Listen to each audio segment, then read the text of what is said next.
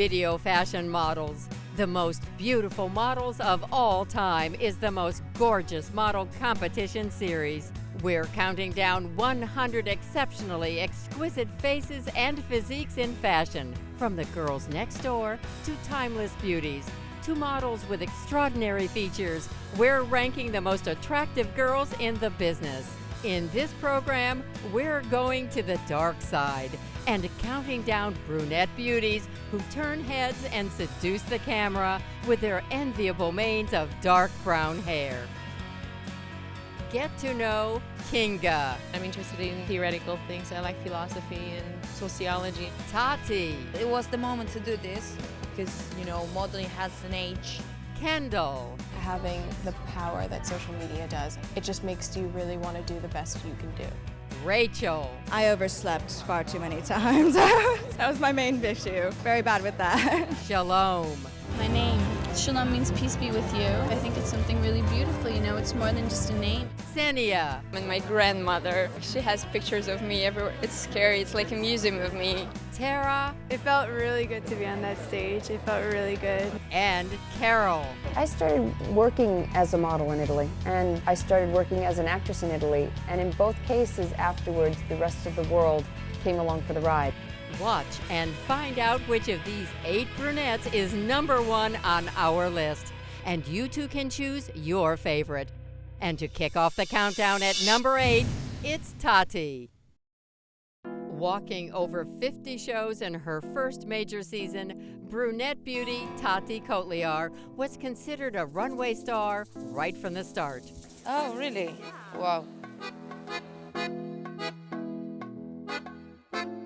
I think everything started by opening Marc Jacobs. It was like a before and after, in my job. It's like every job. I mean, you have to have a curriculum. You have to say that somebody used it before. Absolutely, I think that the people from Marc Jacobs gave me really a good chance. I was just in a fashion week in Buenos Aires just to see it because I wanted to see some designers, and someone from my mother agency stopped me and proposed me to start working on that. But at the first beginning I didn't like it that much because of all the prejudices, and I was studying cinema direction. It was what I wanted to do, but then I started to realize how incredible the experience would be to be able to travel. I mean, I love my job, so I'm very happy to be able to do this at this age. Yeah, I ended high school and I made 1 year of cinema direction in Argentina. And I put that on hold last year. Well, it was the moment to do this because, modeling has an age. You have to be certain years old. And it's been cool because you can pass but totally different energies, like from Chanel show today to Valentino one, totally different things. And you have to change your mood like this when you go to the runway. It was my first Chanel show. All the production that they had, it was incredible. It could be the south of Argentina where I'm from. There were glaciers, real ice on the runway, full of water floor. Well, movies. I love cinema and want to direct movies, as I told you. So I'm always looking different independent film festivals, and I think that these cities give you Paris and New York or London. They have a lot of offer to go, and I really take a chance with that. I think that actually what I like about direction, you have to study, but the most important thing is the way you work practically.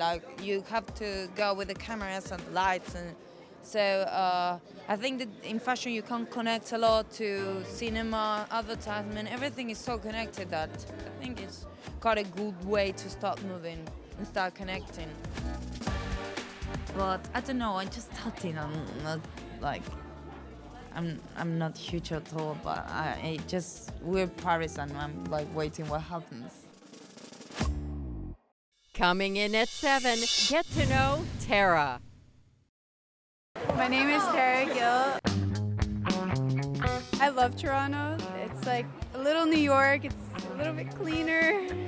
People are more relaxed. And I have 3 brothers and 1 sister. And that was kind of hard, growing up with all those siblings. We used to fight a lot. We were bad. Actually, I was discovered by a little agency in Toronto, and then she referred me to Elmer Olsen, so I went to his model search, which was held at a teen nightclub, and from there on, it was going up, up, up. I always wanted to model, and then I didn't know how to go about doing it, and so whatever, I just kept going on with my life, and then all of a sudden one time, Shock, an agency in Toronto, just came out to me and was like, they gave me their card, I was iffy about it, and then they see me again, like another time in the city, and then I was like, okay, this is destined, just so I went. Yeah, it was so strange that they see me twice. I always get excitement when I go out on the runway, but I don't know, I handle it a little bit better now. Like before I used to not breathe, I used to be like, and then I used to get off and I'm like, but now it's like, I just think about breathing and looking pretty. Actually, last night I walked for Marc Jacobs, so that was really exciting for me.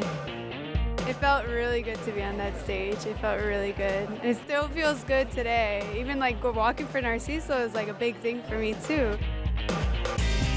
Before I used to wake up in the morning, I wouldn't even brush my hair. I'd be like, just throw it up, put some jeans, a t-shirt on and go. Like I really didn't care like what I wore. And then now it's just like, I wake up and I'm like, oh my God, what am I gonna wear? What are people gonna think of this and that? But yeah, and like, before I wouldn't really necessarily wear like sparkly stuff like this, and now I love it. I love all the like glittery stuff. I did dream of being a surgeon, and then like later on I discovered I wanted to do it for animals. I wanted to be a vet, so I don't know yet. I really don't know. I'm probably gonna be doing this for a while, hopefully, and I'm just gonna invest my money, you know, probably take a business course and invest. Landing at number 6 on our countdown, it's Ksenia. Even at the tender age of 23, Russian beauty Ksenia Kahnovich considered herself an old pro. It's really good. Yeah, it's nice. It's been good. Like I've been working for about like 5 years, I think. I was scouted in my hometown. My agency IMG Paris came there for scouting and they found me there. Pretty simple. Success as a model, well, I guess it's just you need to look at it like during fashion week. Just look at the shows you're doing, like people you're working with, like hairdressers, makeup artists, like they're the best on like the huge shows, and I guess this, yeah. I have a few friends, like models as well, so we can talk to each other. I have my mom on my phone. Just try to keep it relaxed and yeah, try to be relaxed. Physically, it's like tiring, of course, just to travel and always like do casting shows. And emotionally, it's also tiring. It's just you away from people you care for, and like also castings could be tiring. Like, because people are choosing you, it's kind of tricky mentally. And yeah, like little simple things like that. It's pretty tiring. Ksenia has a growing fan club back home in Russia. They're happy for me, of course. Yeah, they worried sometimes when you're tired. I'm like, once I haven't called my mom for a month, and I haven't realized that. Yeah, so that was hard, but they're happy. Yeah, so they support me. Yeah, especially my mom and my grandmother. They're like, she has pictures of me everywhere. It's scary. It's like a museum of me and my grandma's play. It's sweet, yeah, but to see you everywhere there. Well, last year was pretty busy for me. Kind of do simple things when I'm not, like when I have a day off. Friends, finally. Some really simple things, laundry. Yeah. Well, yeah. That's very sad, you know. I know. Last year it was like that. So yeah, but I'm looking forward to something. I want to have a vacation after Fashion Week. for like a few days, so looking forward to that. Once I went to Big Sur, Monterey. It's like around Monterey, California. It was so beautiful, amazing there. Like, it's just breathtaking, like landscapes and everything's pretty amazing. So I'd love to go there for vacation, not work. I'll work as well. At number 5, it's raven-haired Rachel. It didn't take long for the fashion world to notice American beauty Rachel Clark. The dark-dressed Florida native never planned on a career in modeling. No, originally I started out trying to apprentice as like a paralegal. So once I got from job to job, I kept getting fired. So I figured I might as well try this. I overslept far too many times. That was my main issue. Very, very bad with that.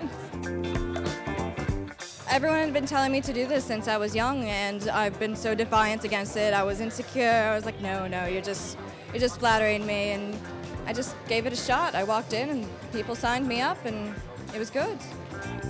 Well, you barely have a moment to think for yourself, honestly. There's so much schedule. There's so much going on. It's fast-paced. You're always getting propped up on a stool, on a pedestal. The makeup, the attention. It's thrilling, and it's exciting to be doing these things.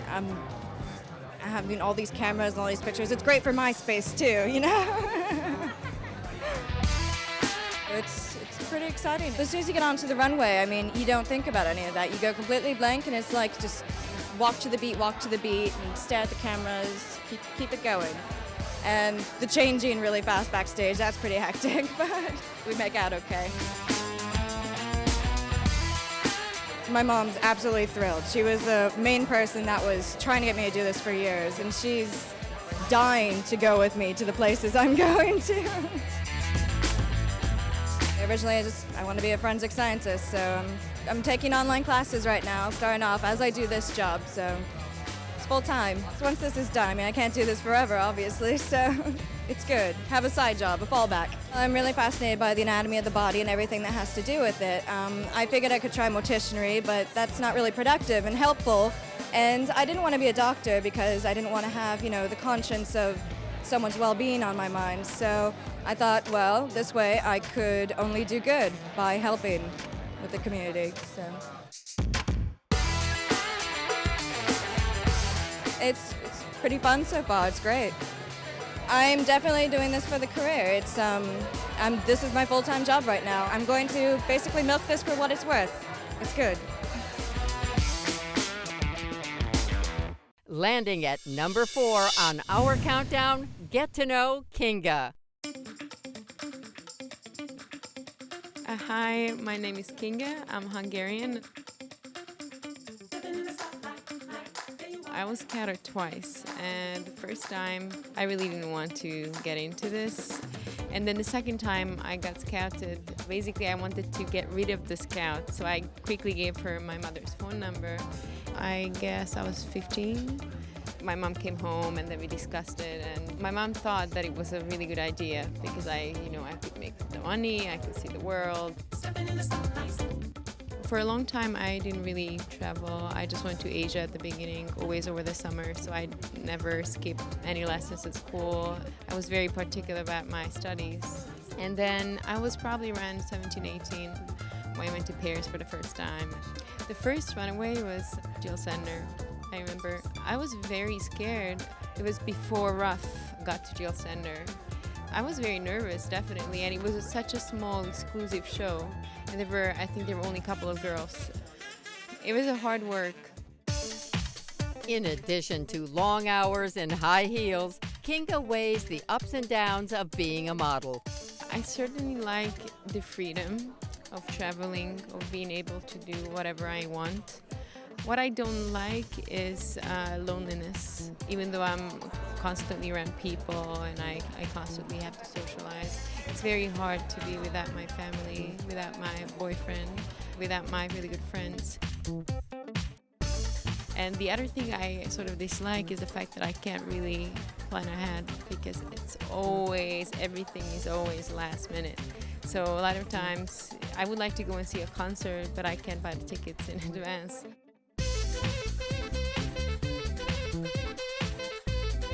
When I'm not modeling, I do like to read. I'd like to be outside in the nature. I like cycling or taking walks or just hiking. I do like to eat. I like to cook. I like to listen to music, and I just like to be with friends.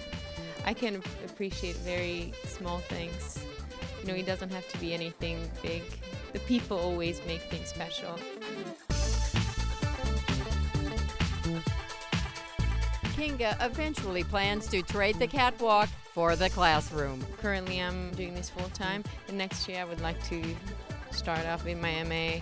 I study sociology and politics, and I'm interested in the theoretical things. I like philosophy, and sociology and politics is just a great subject, and I would like to study further. And I like also the idea of staying within the academic world.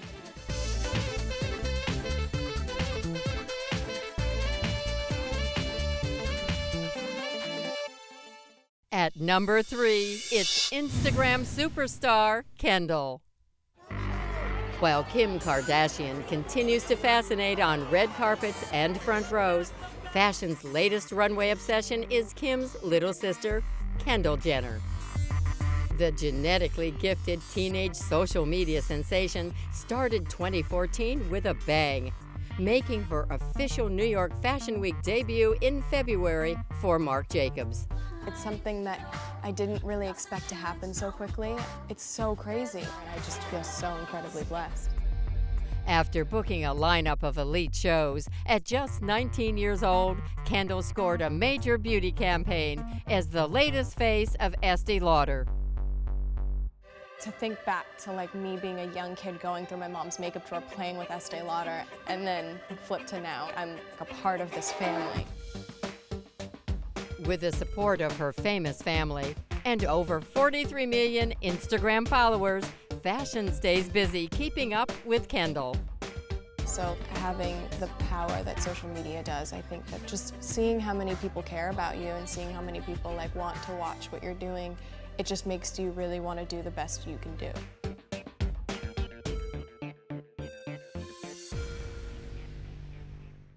Runner-up on our countdown, it's supermodel Carol Alt. I love Italy.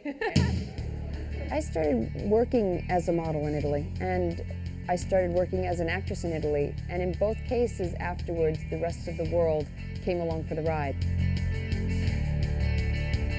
It's been a long, strange trip. I started out in the military in college. I had a scholarship through Army ROTC, and was going to study to be a lawyer when a photographer came into a restaurant that I was working in and said, "Oh, you should be a model." The rest is history.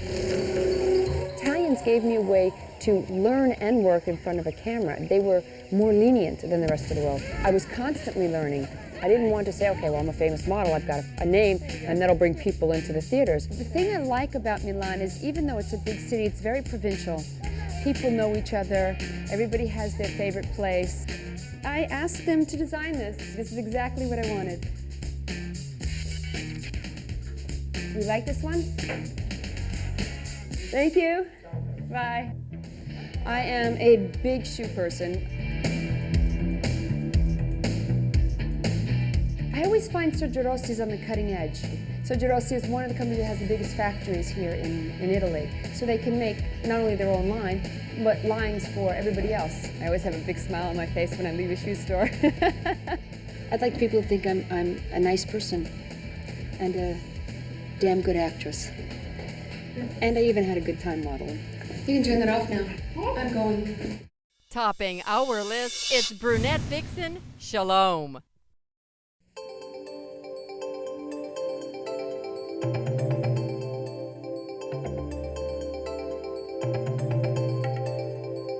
It's kind of hard to critique yourself. That's the hardest person, you know, the hardest thing is to sit back and critique yourself. I hope I'm bringing an image along that I've worked creating the past 4 years.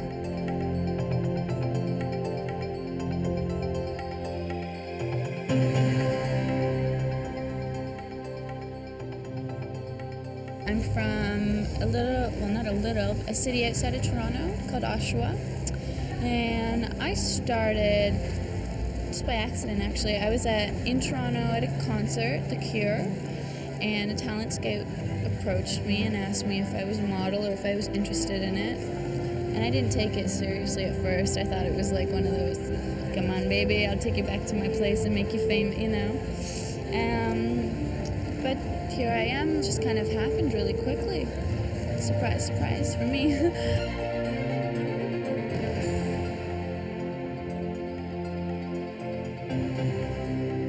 My name, well, my parents were really cool, and I guess they were like hippies, I guess you could say.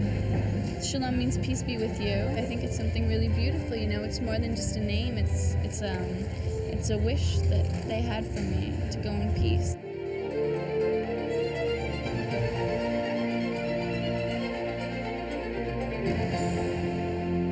You go from being just an average, normal person to all of a sudden having like a superstar status, and you know, you always have to look beautiful, and you always have to worry about what you're doing and what you're saying and who's who and what's what, and it's really confusing at first, but got it all figured out now, I think, I hope.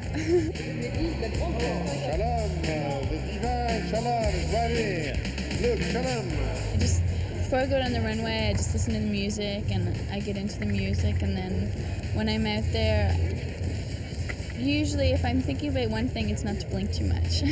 That's about it. But I don't usually look around and look for faces because you get sidetracked and distracted. I just concentrate about going down and coming back.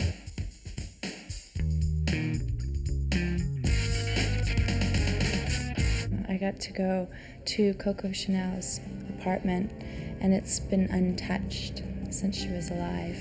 So it's a shrine of sorts, and it was really incredible to be there. It was like walking through doors of history. The energy there was so incredible that we couldn't help but make a fabulous picture. The best thing is the people that I've met. I've met some really great friends and some really interesting people.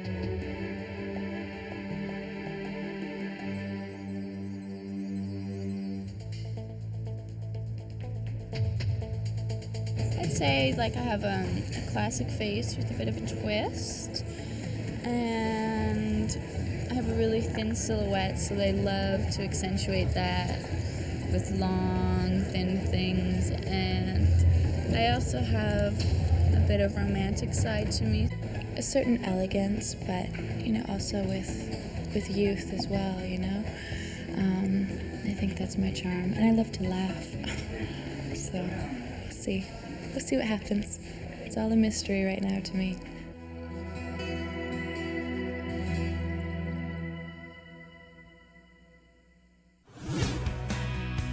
So these are our picks for the top brunettes on the runway. Who did you choose?